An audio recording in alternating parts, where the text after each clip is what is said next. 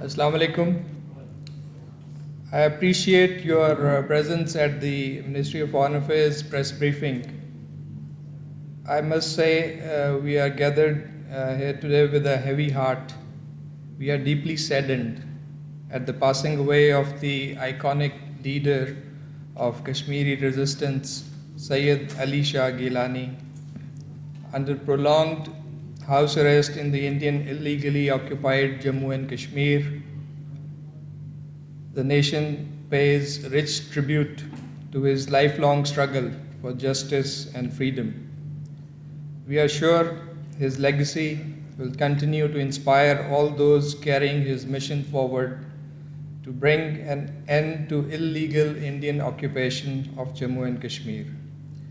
We are observing today a day of official mourning with the Pakistan flag flying at half-mast here in the country and in our diplomatic missions abroad. Pakistan strongly condemns the barbaric act of snatching of the mortal remains of Sayyid Ali Shah Gilani by the Indian occupation forces as his family was preparing for his last rites. It is deeply regrettable that he was not allowed to be buried in accordance with his will and the wishes of his family members. This shows the highest degree of callousness on part of the occupation forces in complete disregard of civilian and human values. The international community must take serious note of the unprecedented and egregious situation and hold India to account for its breaches of international human rights and humanitarian laws. Sayyid Ali Shah Gilani unflinchingly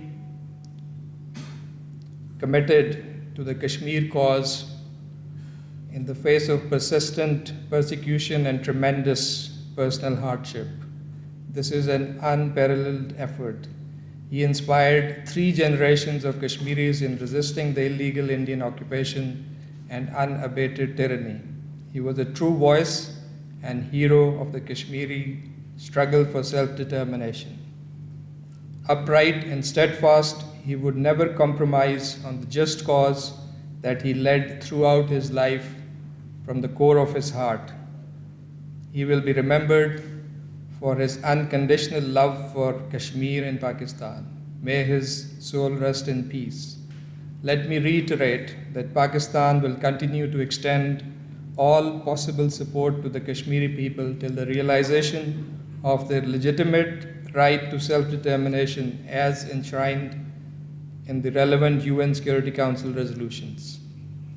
We are extremely concerned by and strongly condemn the systematic and grave human rights violations and trampling of fundamental rights in the Indian illegally occupied Jammu and Kashmir, a situation that has continued for decades and has been escalated ever since India's illegal actions of 5th August 2019. This exposes the true face of India's sham democracy and secular credentials. Perpetrators of state terrorism, Indian occupation forces martyred 18 Kashmiris during the month of August alone. 60 innocent youth were critically injured. Arbitrary arrests and detentions continued under draconian laws. More than 100 Kashmiris have been martyred this year. All of this warrants investigation by the UN Commission of Inquiry, as has been recommended by the Office of the High Commissioner for Human Rights in their 2018 and 2019 reports. We stress there must be accountability. Pakistan will continue to forcefully raise India's gross human rights violations before the international community. Let me now turn to the situation in Afghanistan. We continue to follow the developments closely. As you are aware, there has been intensive diplomatic outreach and engagement by Pakistan at the leadership level with a number of partners in the region and beyond. Let me reiterate our strong condemnation of the heinous terrorist attacks in Kabul last week that resulted in loss of precious lives. Our sympathies and condolences are for the bereaved families and prayers for early recovery of the injured. The perpetrators of these terrorist acts must be brought to justice. And even more important, the spoilers must be held accountable and isolated, as we have been saying before. The sad images of that attack in Kabul unfortunately reminded us of the tragedy and suffering the Afghan people have been through all these years of conflict and instability. Along with Afghanistan, as you know, Pakistan itself has been the biggest victim of the situation, having lost over 80,000 lives and over $150 billion in economy, besides hosting millions of refugees. No other country or people have suffered and sacrificed as much. Peace in Afghanistan is also critical to realize our vision of regional connectivity and economic integration. That explains our interest in a peaceful and stable Afghanistan. Therefore, the country most desirous of peace in Afghanistan is none other than Pakistan.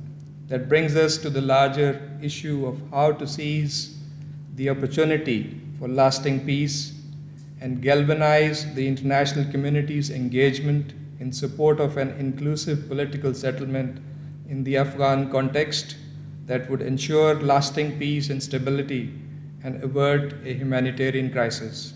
In this regard, Pakistan's position is clear and our role is constructive. You have seen a flurry of engagements in recent days. The German and the Dutch foreign ministers were in Islamabad during the week.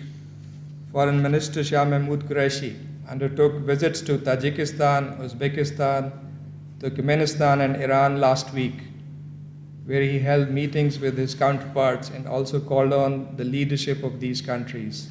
During these interactions, views were exchanged on ways to promote a coordinated regional approach on Afghanistan.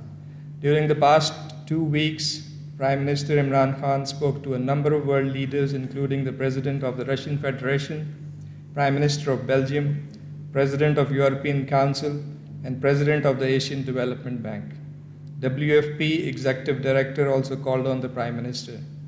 During the same period, the Foreign Minister spoke with his counterparts from Turkey, Russia, Germany, Belgium, the Netherlands, Saudi Arabia, Sweden, Australia, UK, and Canada, as well as the OIC Secretary General and the EU High Representative for Foreign Affairs and Security Policy. Foreign Minister also received a telephone call from the UN Secretary General, Mr. Guterres. I am pleased to share that Pakistan's facilitation for the evacuations from Afghanistan have been widely acknowledged by the world leaders and heads of international organizations.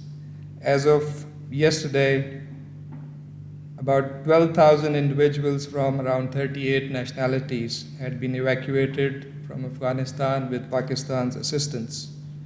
With WFP, we are also facilitating the establishment of a humanitarian air bridge. And as you know, the first cargo flight of Pakistan International Airlines also delivered essential medicines and other supplies to Afghanistan in partnership with the WHO. At this critical juncture, we believe there is an opportunity in the form of international community's convergence on peace and reconciliation in Afghanistan. It would also be imperative for the regional and international partners to constructively engage with Afghanistan, including by supporting the country's economy, reconstruction, rehabilitation, and humanitarian needs. Pakistan is committed to work together with the international community to advance the shared objectives of peace, progress, and stability in Afghanistan.